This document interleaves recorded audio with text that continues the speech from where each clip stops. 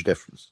There are relatively easy wins here for both government and the private sector in saying, I'll give you an example of this. So I call this reverse benchmarking. In other words, you look at all the metrics that everybody cares about in the category.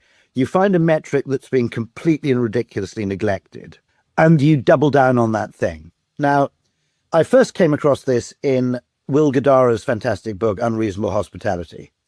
He goes to the number one restaurant in the world. All of his team say, we ought to copy this. We ought to do that thing with the napkins. I really like what they do in the bathrooms with the scented joss sticks. Let's copy that. And Guidara goes, not going to copy any of that because one, we can't afford to, and two, they're already doing it. What I want to know from you is what out of this evening at the world's best restaurant, a Michelin 3-star restaurant somewhere, what was a bit disappointing? What was a bit meh? And they said the coffee was a bit average. It was nothing special. And the beer drinkers, probably the chefs who'd gone along, got treated really crappily, shabbily compared to the wine drinkers. So he goes back to his own restaurant and he appoints a coffee sommelier and a beer sommelier.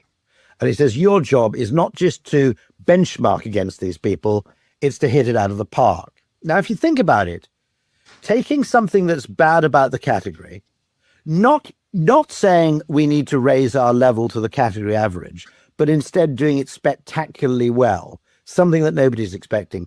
That was what Apple did, I would argue. Okay.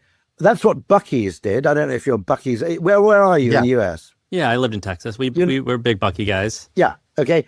It basically started with an insight around women's restrooms. Now,